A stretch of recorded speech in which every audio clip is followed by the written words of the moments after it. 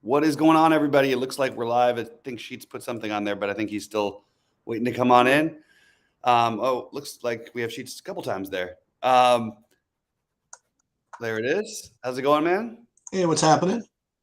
How is your rest of your weekend so far? Weekend's going all right. We've got people coming over for the Jewish holidays later on in the day, Nice. and ready to talk about the slate for the NFL. Yeah, it's a tough one price point wise. A lot of the spend ups are going to force you into some kind of uncomfortable builds. Things I don't really feel great about playing that I'm taking some shots with, and it's just one of those weird slates.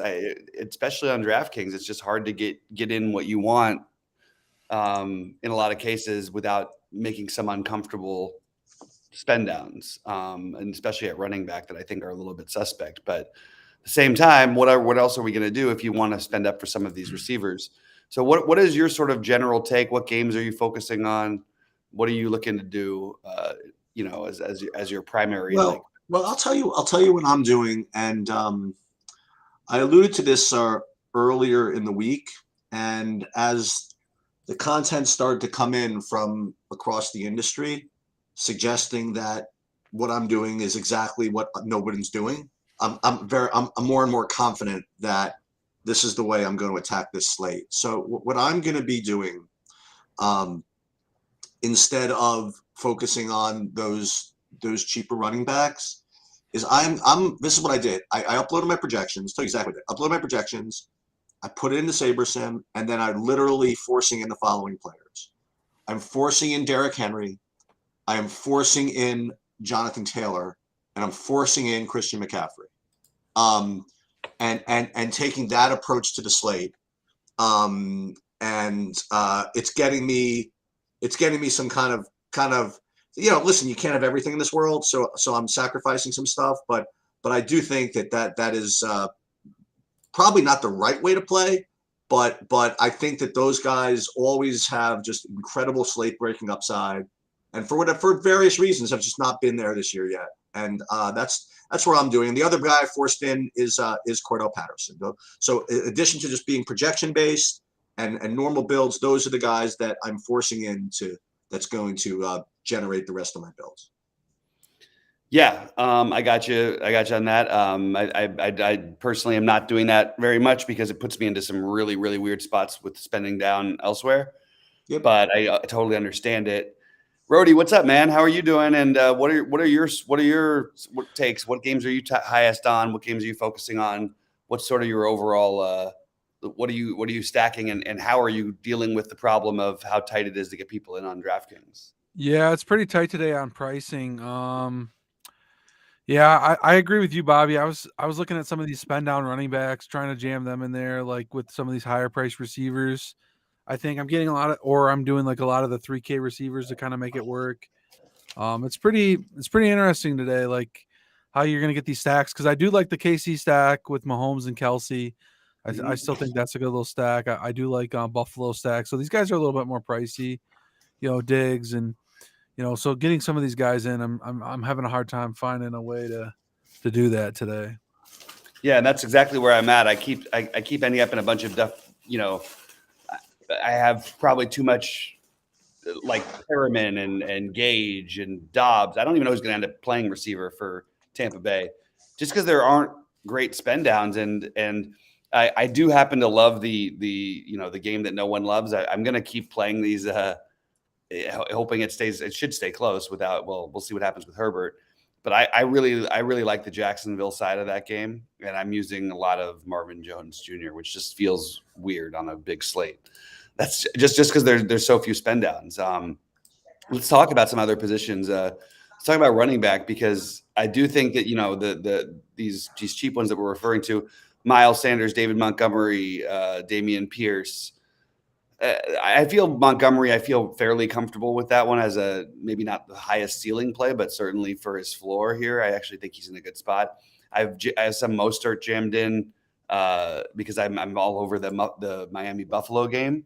But what other running backs and Fournette is I guess reasonably priced on both slates and gets as much work as anybody in the NFL right now at running back without the receivers should be even a bigger boost for him. So who are you focusing on the most? I'll start with Rhodey and then jump over to Sheets at running back. We know Sheets sort of gave it away by saying that, well, his part away, which he's paying up for those potentially game breaking guys. And I think that's an interesting strategy. I didn't have the receivers comfortable enough to do enough of that. So Rhodey, who are some of the lower guys, and then who are the guys you're spending up on where you are? Because mostly I'm finding that I'm doing a lot of it in stacks in terms of spending up. But curious your take on who you're going for. Yeah, some of these like low end guys, like you mentioned already, Dobbs. Like I'm getting a lot of him. There's Matt Hollins too for the Raiders at 3-3 on DK. I like him a little bit today with no Renfro today.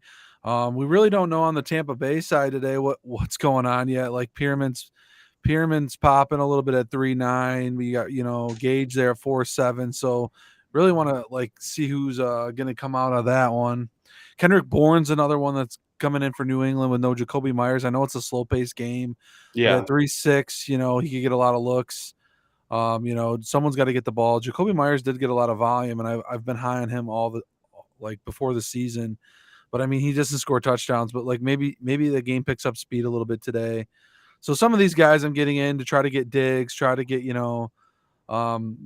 maybe get up to Cooper Kupp or Justin Jefferson. I like those two spend ups a little bit today as well. Another one I didn't say is Greg Dorch. I think people forgetting about him in the Arizona game. Yep. He's another viable cheap option.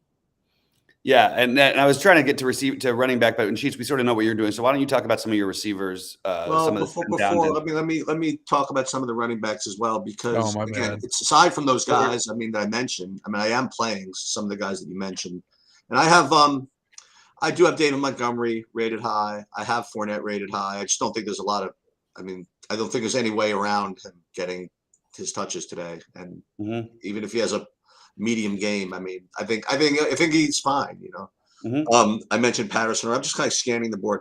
So the Mostert thing, I'm under on him, but I get that.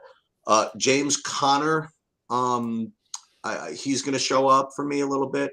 DeAndre Swift, just because of that game, is going to show up. That Detroit Minnesota game, I'm forcing myself to not have as much of it as my numbers want me to have. You want to know the truth. Right. And Swift and other guys that just kind of just showed up for me on my list before we leave running back. Ramondre Stevenson from New England showed up a little bit for me at 4,800. If you're talking about spending down, and also for the Jets, Michael Carter. I think you guys might have mentioned him, but nothing spectacularly different for me as far as running backs go. Yeah. So you want me to start with the receivers? Yeah. Jump into your receivers. Okay, so you mentioned already the Mac Hollins, whatchamacallit, Rhodey, and as you kind of alluded to, Bob, with my types of builds, it is going to force me into some uncomfortable, receivers, which Mac Hollins is one of them. You know what I mean? Like I get probably too much of him because I'm building, the way I'm building. But he does show up as a good point per dollar play with Renfro out. I don't see much of a ceiling for him. You want to know the truth? But I just, you could always walk into a touchdown. You could always do whatever, 3,300. And then the best plays, right? The St. Brown and the Jefferson, and the Diggs. Those are going to be the best plays. But a couple of guys you mentioned Romeo Dobbs. He's another kind of uncomfortable guy I'm getting too much of, right? Below 4K, who you mentioned, Rhodey. And another guy who we really have to, he just unfortunately has to be in the mix with Jacoby Myers out is I have Nelson Aguilar at 4,100. Getting some pop in my builds as well. So that's the way I'm starting. You mentioned Dorch already, and Kendrick Bourne. Again, it's New England's not exactly your offensive juggernaut, but the guy's got to drop back the pass half the time. He's got to throw it somewhere, So these are the guys that I'm getting to as far as that goes. And I do like Jefferson. I like Thielen. I have a couple of hoodoos that we can get to a little bit later if you want to go for the dart throws no one's heard of. I like that segment. Yeah. Yeah, we'll save a little bit of that one. I'm all over, like I said, the Buffalo Miami game, and so that's going to force me already to paying up for those receivers, which has put me in a really much more even more uncomfortable position. But I do like those receivers a lot. I like AJ Brown a lot today, just as another spend up. You guys mentioned most of the spend downs that I really like. I didn't really have anybody to add on that. I mean, again, we'll see what happens with Russell Gage today and what happens with that Tampa Bay situation. But I do have Russell Gage currently as one of my other ones that I'm using quite a bit. But there's a lot of Tyreek Hill, a lot of Jalen Waddle, and a lot of the Stephon Diggs. Yeah, for those of you that didn't hear about this during the course of the week, Buffalo's defense is really missing some guys, and these Miami guys can maybe benefit from that even more than they would have already. So that's I totally agree with that. But before we leave, you mentioned Herbert.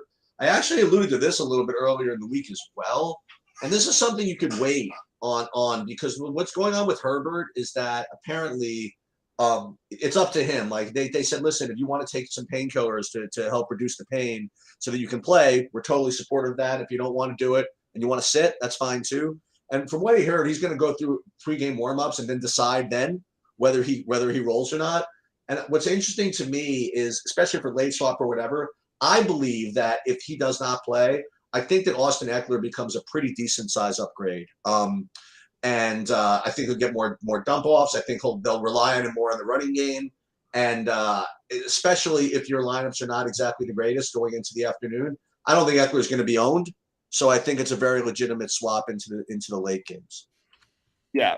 I think it's interesting. I do. And I'm looking at my things here, and it's really hard to get like a full build of some of these games here. Well, that's cool. You know what I mean? That's what makes it fun. Yeah, it is. It's a little I'd like to have a better feel for. I'd like to feel better about some of these receivers that I'm playing than I do. But hey, we'll see. How about tight ends? Sheets, why don't you start off tight ends, the guys you're focusing on? Because I think that is a position where you can spend down, but I like some of the guys you spend up for as well. How about you? I have actually the popular guys at tight end, if you want to know the truth. I mean, I have Irv Smith. He's going to be the chalk, but because of the way that game environment is, and because I like to stack and whatever it is, I'm just going to end up with a lot of them, So I'm getting that, and I'm getting I'm getting Tyler Higbee. That's going to be chalk. I'm probably with the field on him. T.J. Hawkinson. I don't have any particularly off the board takes, but then the sprinkles. I'd like. Oh, back to the same thesis. Jonnu Smith for New England. I have him a little bit. Just basically all kind of fishy plays. I don't really have that much Dawson Knox, I guess, which makes me I don't know. I guess he's supposed to be a good play, but I don't really have much of him. I have some of your guy, what's his name? Rhodey. I do have some Robert Tonyan, a little bit of that with Green Bay, and I'm really just well spread out at tight end. I really don't have much of a take there aside from just going with the field on most of these guys. How about you, Rhodey? What are you doing at tight end? Yeah, I don't mind some of the spend ups at tight end. Like I think Waller's pretty cheap on DK. I do like a little bit of him. Ertz is popping a little bit in that Arizona game. Higbee's pretty chalky, I think, a little bit. I think it's going to be spread out between some of these guys. Like I'm getting some Irv Smith too in the Minnesota-Detroit game. Hunter Henry's popping a little bit more now that he's going to be more of an option in that New England game. No one's talking about Dallas Goedert in that Philly game, but he's been getting a lot of targets and looks. Yep. I do like Dawson Knox, as she's just said. I do like the Josh Allen stacks today, and Knox is in one of my main builds with like a Diggs or something. I really do like that. And Hawkinson's pretty cheap too. I don't mind that Minnesota-Detroit game. I feel like maybe some more teams are going to flock, or more players are going to flock to those teams. But they were kind of low owned right now, and Hawk's pretty low owned, or Swift's pretty low owned, and the run back to that Minnesota stack I like. So yeah, I like that. I like that game as well. I didn't go through my games. I think that I probably am a little afraid of being underweight on Indy and KC. I don't think it's the worst spot to play Matt Ryan and Pittman, and you could throw Ashton Dillon in the mix, by the way, of your cheap guys. I know he had Pittman out last week, but he'll get some work there. He got some work even week one. He got 6 targets, I believe. But I do think if you could figure that game out, that's one that could hit. I like the Philadelphia side of the Philly-Washington game, and I don't mind the run backs from Washington, the natural ones, Gibson, McLaurin, whatever you want to do with that. I really like the Cincinnati stack, full like hammer stack against the Jets. Whether you're playing Higgins, Mixon, or Chase, I think all of those guys are extremely viable in this matchup, and I think this could be the day where the Bengals sort of let it fly. But I'm just so much higher on the Miami Buffalo game than any other game. But the next biggest in terms of ownership of what I have is Minnesota Detroit, and I have a frightening amount of the Chargers and Jacksonville, which I am worried, as it was pointed out in chat, that Jacksonville may just try to run to neutralize the Chargers defense. I do think there's a path where, those Chargers just play in weird games, and they've been throwing the ball a lot more in Jacksonville while the games mattered. And I'm hoping that, last week you shouldn't take the overall numbers as what to expect from them, because the game was over basically at halftime. So I'm into the to those ones. I'm low on the Rams, Arizona, than the field, lower than the field anyway. Again, a little unfortunately lower than on KC and Indy, even though I actually think there could be some action there. And then even though I like Hurts, I think I'm actually probably going to end up below the field on the Philadelphia side, even though I do like it. My favorites just being Buffalo, Miami, and Minnesota, Detroit, but then the Jacksonville, LA Chargers are my get weird game. All right, let's talk real quickly about defenses, because I think it's a good week to spend down. And I think most weeks are a good week to spend down. I have a lot of the Lions, Jaguars, Ravens are a little too cheap. The Panthers, I think, are reasonable at 2,600. Those are most of my defenses. How about you, Rhodey? And then Sheets talk, and then we'll talk about some of the individual plays and answer some questions. Yeah, I think the cheap ones. I mean, if Herbert's out, like the Jags look pretty decent, but I mean, they're cheap, and maybe they get like a turnover off like the backup quarterback. Eagles, I like at 2.9 on DK a lot. I think, Washington hasn't done much, but I mean, they could explode at any time, but they're cheap. Raiders, I'm getting a lot too. I just don't think Tennessee's been very good, but I mean, Derrick Henry could be a good play today. I know Sheets talked about that. So I'm kind of just spreading it around a little bit with all these kind of random ones. So nothing crazy. Raiders, I like more on FanDuel anyway. They're 3,400. They're let me get a lot of things in down there in the bottom. So I think those make sense. I also want to throw out that the weather with the Chicago and Houston game, I think both defenses are firmly in play. What's the weather forecast over there? It's just windy and rainy. Okay. Yeah, the Jaguars already have 5 interceptions. That's why I'm saying there's a lot. They have more potential to put up a lot more points if the games stay close enough. I would like to add my normal refrain from every week, which I hope people took to heart last week, is I really, if you're going to play more than some certain amount of lineups, I would not get more than 20% of any defense for any reason. That's just the way I'm interested in this. Like last week, I thought the Bengals was an atrocious play to get totally overweight on, and this week, the one that I have too much of right now that I'm just going to have to pare down to be whatever is I do have right now 21% Jaguars. So just to be satisfy my OCD, I'll cut it back to under 20, even though it's only 21%. It's just so much variance in defense. But a lot of the guys that you guys mentioned, the Panthers look good. I mean, anytime Jameis Winston's quarterback, you can play the other team. I like Houston a little bit. Like you said, the weather and Justin Fields and all that. I mean, like anything can happen in that game. No big stand to take except to not take a big stand. That would be my advice on the defenses. Yeah. All right. Yeah, like I said, Jacksonville, Detroit, Houston, Chicago, are all reasonable. I also want to answer this question because any love for the Atlanta-Seattle game? I do have a Mariota stack of one. Sheets, how about you? And then Rhodey. Yeah, just remember that's the one I said earlier in the week. That's the one that's going to win the million. That game. Yeah. And I still think it's possible. I have some of that, and I have heard some Mariota takes throughout the week, and people will play him in cash to some degree. So I think that you'll get some Mariota blindups. I don't know how many people are going to play the other side of it though.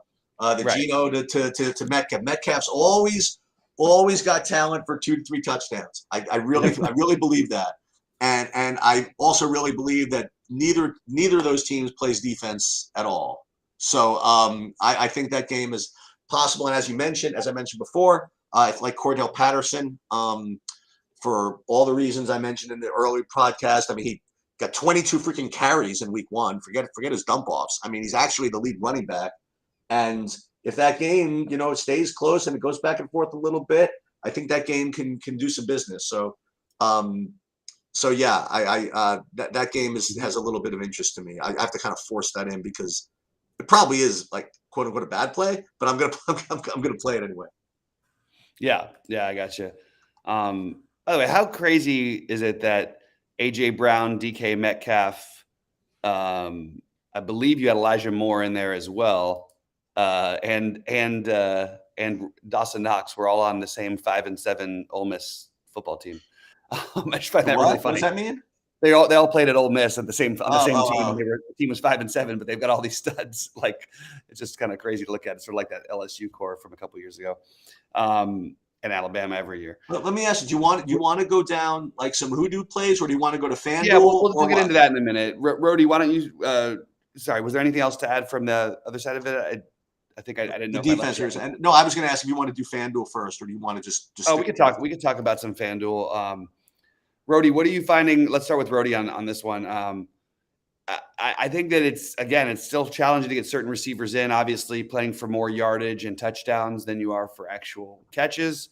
So I really do have, though, mostly very similar builds on FanDuel. I do think on both sites it's viable to go double tight end today just because of some of the sketchy value. I don't love these low, cheap, mid-tier, whatever you want to call them, tight ends. But I think there's enough of them where if you get 15 points out of 2 of them that are in the 4K range, I don't think it's the worst case, and I think there's upside for more than that. So, Rody, how are you building on FanDuel? Is it any different than DraftKings, and is there anybody who stands out, especially price-wise? Yeah, it's real tough even on FanDuel. I think today, I'm trying to get some Justin Jefferson, but more I'm falling to Adam Thielen or some of these other guys, maybe that people aren't thinking about today. There's the double tight end idea I do like as well. But I don't have any, DK Metcalf is 6'7" on FanDuel. Yeah. If we do think he is a monster game over there, and maybe that Seattle game's a little bit better, that'd be a good little play. I think maybe he's going under the radar a little bit. I like that. So yeah, it's real tough to jam some of these guys in. I either site really. I just think spreading out your plays today, guys. There's a lot of good plays, I think, and just trying to figure out how to get them in your lineup today is really the key. Mm-hmm. Yeah, and I would throw Tyler Lockett into any of that Seattle-Atlanta conversation just as much as Metcalf today. But I do agree with it. All right, Sheets, get into some of your funky plays, the guys that you're using. Well, let me just look at FanDuel real quick before I get back to the. Oh, my bad. So FanDuel, I think even more so. I would want guys like Henry and Jonathan Taylor because of the touchdown upside. With those two guys, I do have my highest owned running back on FanDuel though is chalk. It is Dalvin Cook, and that's certainly nothing earth shattering. One guy showing up for me on both sites that I don't know if we mentioned. I know you guys were talking about the cheaper guys, but if I'm repeating, I'm sorry. But Dameon Pierce, yeah. For Houston, I'm getting a decent amount of him really on both sides. So he looks good for me over there. I'm just kind of scanning, just see if there's anything that's much different for me at any position on FanDuel. I would be remiss to neglect Chris Olave, kind of on both sites. We'll get back to him. We go back to DraftKings. But I'm just looking at my FanDuel exposures and getting some of him. But aside from that, just as a checklist, I mean, Fournette, still a good play over there. Defense is pretty much the same. You know what I'm getting is the Cardinals, which is kind of scary. But the Cardinal defense against the Rams, just goes to show you how variant some defenses can be sometimes. Mm-hmm. But anyway, again, I just want to check that off. At FanDuel, I don't really have that much different, like you said, than DraftKings. Yeah, throw out one more weird play that actually shouldn't be that weird of a play. Michael Thomas, still underpriced, I think, for the role he has in the offense. Yeah, I got to get some more of that. I was just about to say him. Too, man. I like that call, Bobby. I really do. Yeah, I think that it's something I wanted to be ahead on. I saw it, and he hasn't risen enough in price yet, so I'd like to still keep going with that. There's a lot of Q tags, and it's uncomfortable because I've gone up for my dad's birthday today. I got to drive to Santa Barbara and trying to figure out how I'm going to edit my afternoon lineups, but I'll find a way. It's just all right. Let me throw some guys in. Let me give you some guys that are going to get zeros, or maybe not, but guys that might win. And what's cool is that because of my builds, I'm getting some of these ridiculous plays. Actually, it's not that bad. First of all, somebody who's not a ridiculous play that we didn't talk too much about was Curtis Samuel. Oh yeah, good call. Yeah, he's like legit this year, becoming a part of that. They're forcing him to be a part of that offense. They're scripting plays for him, and he's found a decent situation over there. So, in a game that I think he's, to say the least, game script proofed in that spot. I feel as though he's a good play, but guys that are just whatever. Ben Skornick for the Rams at 3,400. I have him, and then a guy I literally have no idea who he is. I have Shee Smith for Carolina.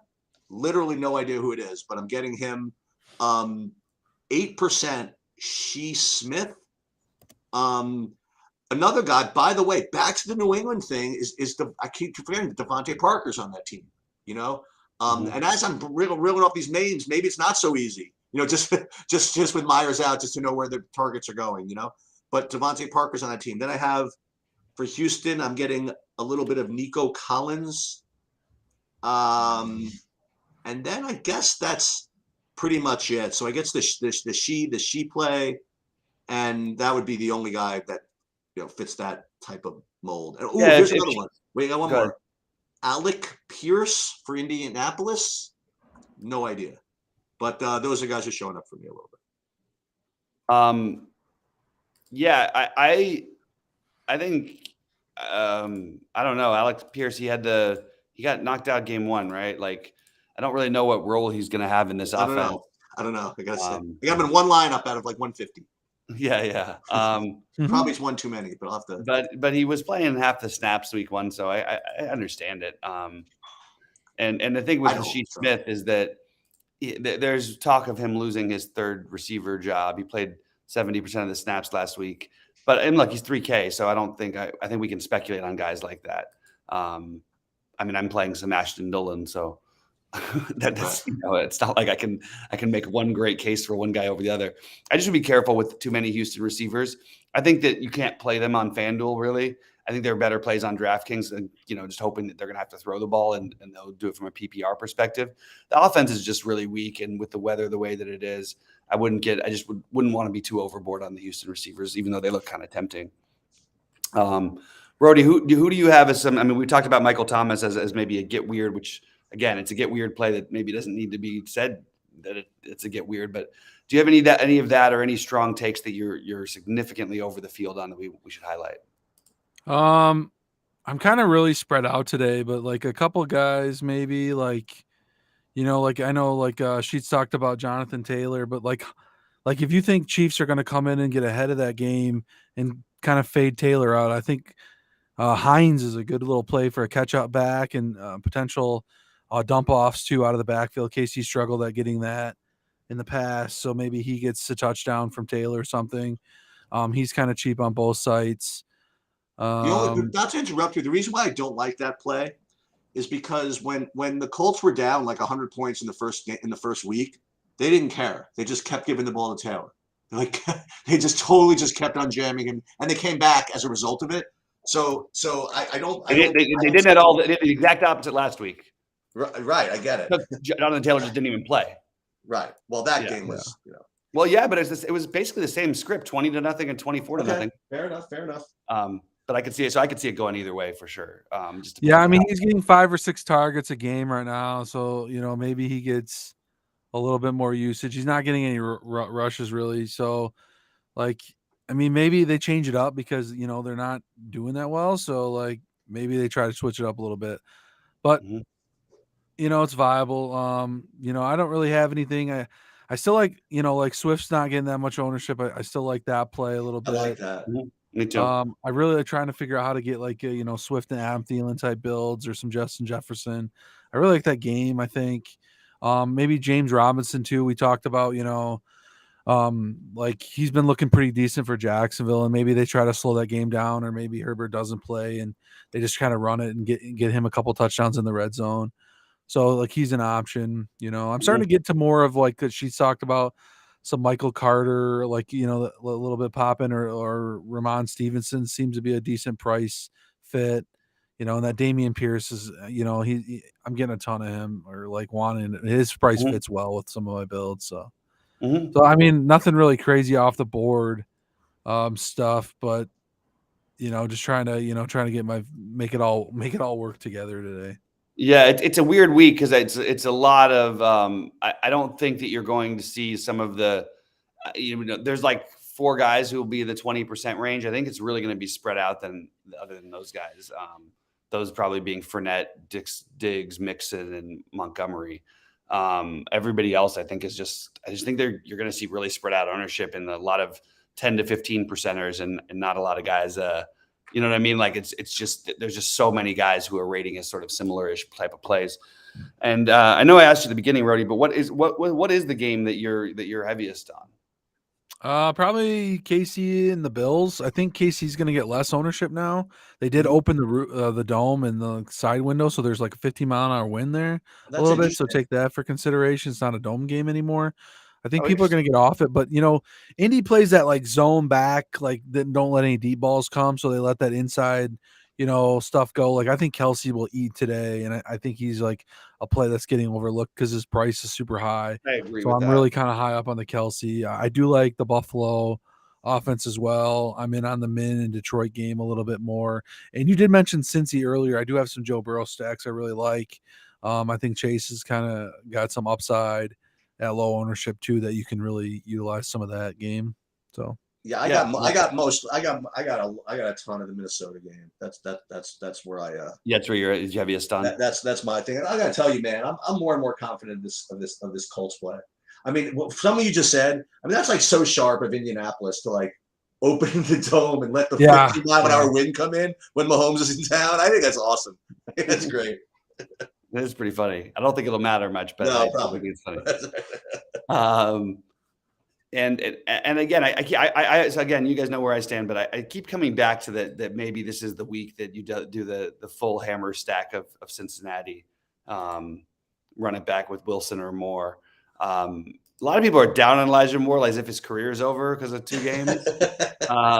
Maybe this is the day he breaks through.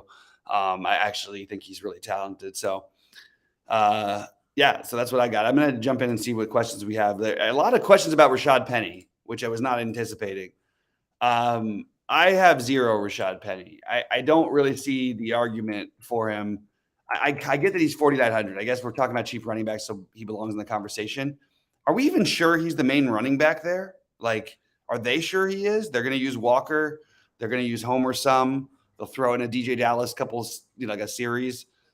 I just don't even know that he's like the main running back at 4,900, but it is Atlanta, and maybe I'm missing something. Where do you stand on a guy like Rashad Penny? Because there's been a lot of questions about him. I don't know. I feel he's the top running back there. I don't have any. I just don't think that's enough. I don't know. I mean, he's fine. I think he's alongside of these other speculatives. I think alongside of Rondé Stevenson and all these other 5K guys. We didn't talk about? Did you guys talk about Miles Sanders at all? I mean, I know a lot of really sharp people like him. I just can't get to him because of my builds. But you guys like him? I forgot like my number 1 running back. We skipped running. I screwed up and skipped running backs early. And I asked you about it, but you jumped into well, you cut out like the stream froze, and I'm like, okay, he's looking for the sleepers, and then he said Dobbs. I'm like, oh, receiver sleepers. Yeah, like Dobbs. Then I went to Mac Hollins and stuff. But yeah, like Sanders, I should have mentioned him. I have him in a bunch of builds. So yeah, I have Sanders. I don't feel good about it. I don't think you should feel good about it. When you basically don't get carries inside the 5-yard line, it's really, really frustrating for a running back. And it becomes the Jalen Hurts show. And it makes me a little bit nervous, to be honest with you. But I am absolutely playing some of them just because of the price. And then maybe you do give the Rashad Penny the boost. I mean, it's hard to judge a guy who's, I don't know. Like I just can't quite seem to click the Penny button on a full slate, but he is 4,900. I mean, last week he had 6 carries, was not involved in the passing game at all. So you need the script to go his way. And even then, he's still going to be splitting carries. And also on top of it, they have Walker there now available, who I expect to get at least half as many carries as him. So that's the only thing I'm worried about for them. Anyway. I don't know if there's any other big takes. I mean, all these receivers and all these tight ends in the similar price range. I think Higbee, Hawkinson ended up being my favorites, with Goddard just behind and Ertz just behind him. I do feel like this Miles Sanders story feels like something we've seen before, and I would just be careful. And if you're playing a lot of Miles Sanders, I would make sure you have at least some Jalen Hurts to AJ Brown or Goddard stacks. Year of the Dorch. Let Rondale Moore sit out the season. That's pretty funny. Good. Gabe's going to the Hawks-Falcons game. Fun. Well, Darius Slay shut down Terry McLaurin. Darius Slay is a better corner in theory than he is in real life, in my opinion. And he's a solid corner. He's not the best cover corner in the NFL or anything like that. So I'm not worried about anything like that. Although I just don't have McLaurin rated very highly for myself.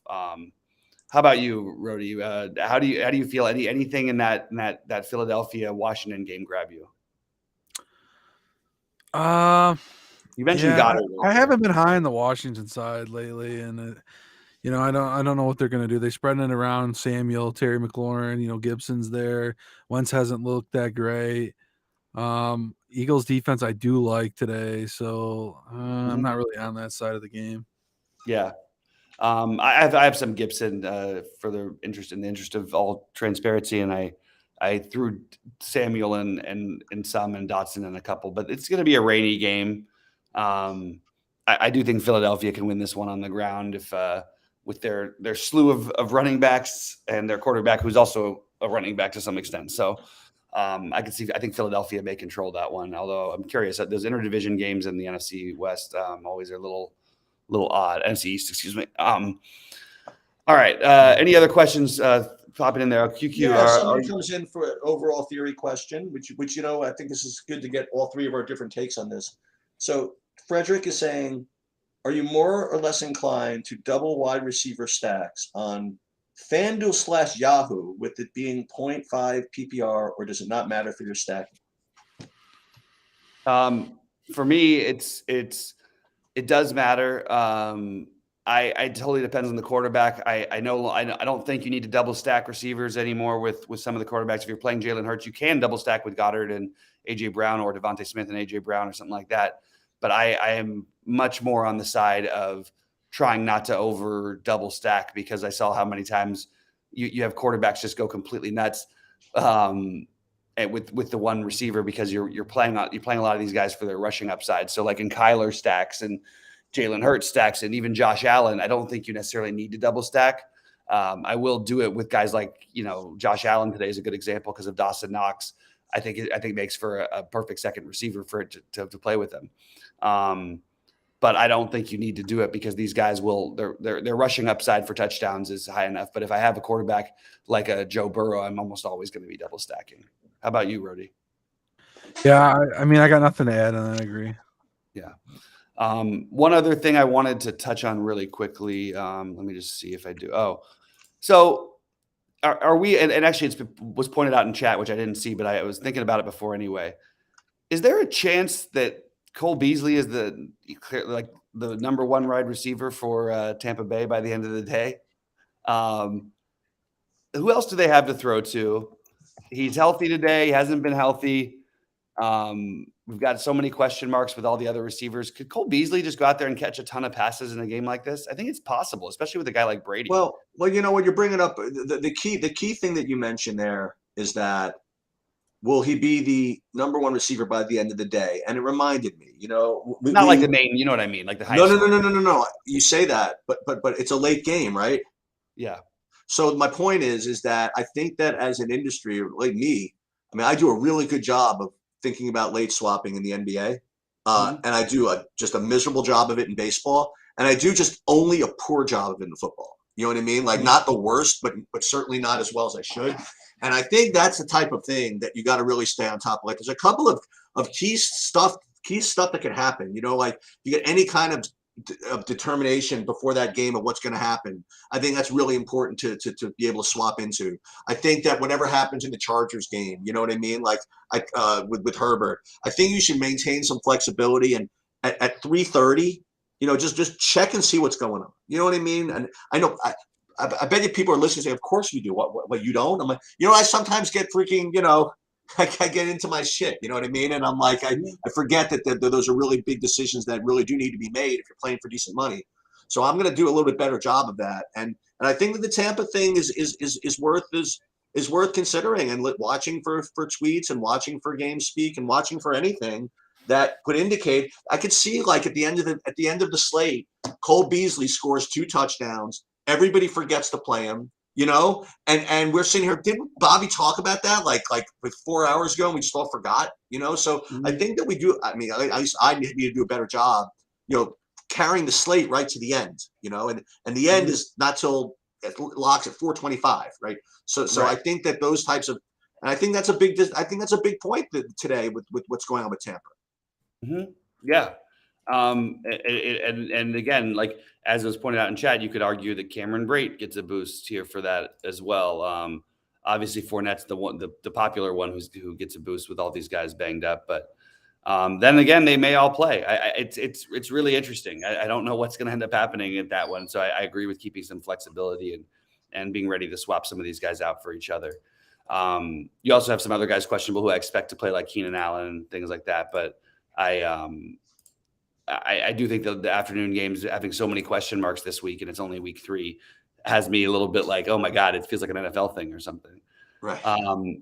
Let's see. Julio looking like he's going to play. They have Scotty Miller too. Yeah, absolutely.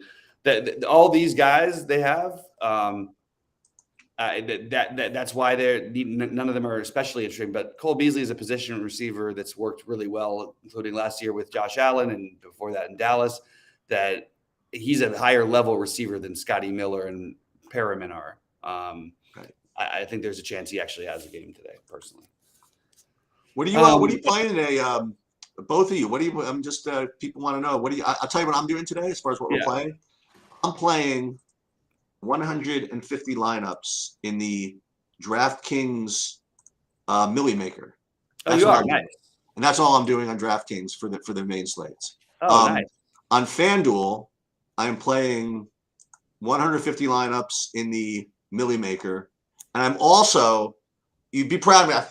I'm FanDuel. I don't do on FanDuel what I always do in DraftKings. I cashed in some FanDuel points to play the 444 on FanDuel. So I'm putting one lineup into the 444. 444. What is that? Whatever that is. The monster. 450, the monster. Yeah. And 450, whatever it was. And then I'm playing 30 lineups again on in the lottery on Yahoo. And I'm also going to play the showdown slate later. Yeah, that makes sense. What are you guys playing? I'm playing like 3 in the 333 on DraftKings. I'm playing like 6 150s, all 3 maxes. I'm playing a bunch of the $33 ones, like 10 there. And then I'm playing like 35 entries, 40 entries in the Millionaire Maker on DraftKings. And then I'm playing the 222. I have 5 entries in it because I had something with FanDuel where they gave me 2. So I have that on FanDuel right now. What do you got going? You playing a lot of shit? No, actually, I'm a little bit lighter today. I got a 75th wedding anniversary today from my grandparents. Oh my God, 75th in their 90s. So we're going to lunch at 2:00, but I got to drive up there. So in 15 minutes, I'm leaving. Talk to them. That's amazing. So I'm just kind of doing my 3 entry max, my Wildcat. 10 to 20 entries in the MME, depending on how I built some already, and nothing like I was going to 150 at the FanDuel, but I didn't do that. Wait, forget football for a second. So you have 2 grandparents, both alive in their 90s? Yeah. That's amazing. Actually, all my grandparents are alive. The other ones are in their 80s. Yeah, that's wild, man. That's awesome. Yeah. And they're at like 50. Something's in the water in Rhodeyville, I think. Yeah, there's some in the other grandparents are like 58 years of marriage, and they're in their 80s, and my 90-year-olds are just hit 75. So yeah, crazy. That is crazy. That's the best news I've heard all day. That's amazing. Yeah, that's awesome. That's really awesome. Yeah. Well, Go ahead. Go ahead. No, Rod. no, I had nothing. You guys are good. Nah, but No, I was this gonna say, is the Millie Maker. I'm telling you, this is what's going to happen. So Kansas City, they're going to prove sheets wrong, and they're going to just stomp on Indianapolis, right? Like Jonathan Taylor's going to get nothing, whatever it is, and then it's going to be, like you said, 35-7 or 35-10, and then Indianapolis's rookie, who had to sit out week 2 because of concussion protocol, is going to be put in garbage time, and the last drive will be the Alec Pierce drive that wins somebody $1 million. Where he gets he gets 5 for 60 and a touchdown at 3K, and no one's going to realize it's a 1 o'clock game. It's going to be some stupid, 15-point performance or whatever in one drive, and then who the hell is this? Who cares? And then by the time it all settles and done, some random. Somebody You're who going to be the random. You're going to be the only one with Alec Pierce. They'll play Mahomes with Kelsey, with X, whatever other wide receiver they get lucky with on Kansas City. Is Byron Pringle still on the team? I don't know, some dude. And then they'll run it back with Alec Pierce just because they'll get to one lineup like I did. And then they're going to win. That's what's going to happen. Yeah, I jammed me a Pierce lineup in 2 when I did a build. So like that's it. Maybe more people are playing him than I thought. It's gonna jam him in. I just don't know how to put him ahead of Paris Anybody and Dylan from the same team. Right. Like I don't even have him ahead of his teammates. I know that there's been some good talk about him, but that's certainly interesting. I like the idea for the weird long shot Millie call. I will say that there will be players, a player from the Chargers and a player from Jacksonville I like that. I was just about to say I got Robinson with Mike Williams correlation in my. There you go. That's it. I was about to say the cheats. I was like, I think the Chargers. Herbert's going to play. They're going to score 40-some points, and he's going to be in the middle. No, it's going to be worse. It's going to be Mike Williams getting 30 fantasy points with Chase Daniels at quarterback when literally no one will have. That's perfect. Yeah. Then my Mike Williams play here is going to look real good. Yeah, absolutely. Especially if you get up the other side right. Whether and Mike Williams will get 2 touchdowns. He'll get 1 receiving. He'll get 1 passing to Keenan Allen. So you have the Mike Williams Keenan Allen correlation. One other guy who I didn't throw out earlier that I'm playing as a cheap running back. I just wanted to make sure I was totally being honest about everyone. I will be having Josh Jacobs today a little bit as another not the most sexy play in the world, but as another cheap option that I just wanted to throw out that I've got a reasonable amount of as a pivot off of the chalkier Miles Sanders. And I think Josh Jacobs might have more upside. I really think they're pretty close between those 2 guys. All right. Well, that was it. I hate to end on Alec Pierce as the take of the day here. So Rody, can you outdo it? I guess we both put throughout the millionaire for the Chargers and Tennessee. So I guess that's the really get weird one. In reality, because of the pricing, I will just say that you would have thought with the way people talked that every part of this Buffalo-Miami game, not just Allen and Diggs, would be the most popular plays in the slate. And it's not the case. So because Jefferson and St. Brown are such great plays that they're all I think that's gonna be the chalky game. Yeah, I agree with you. I think Diggs will be the most popular player, but other than that, I think it's going to be Jefferson, Kupp, Brown, T. Higgins. I think will be popular. Brandon Cooks is probably going to be a little bit overowned at 5,800.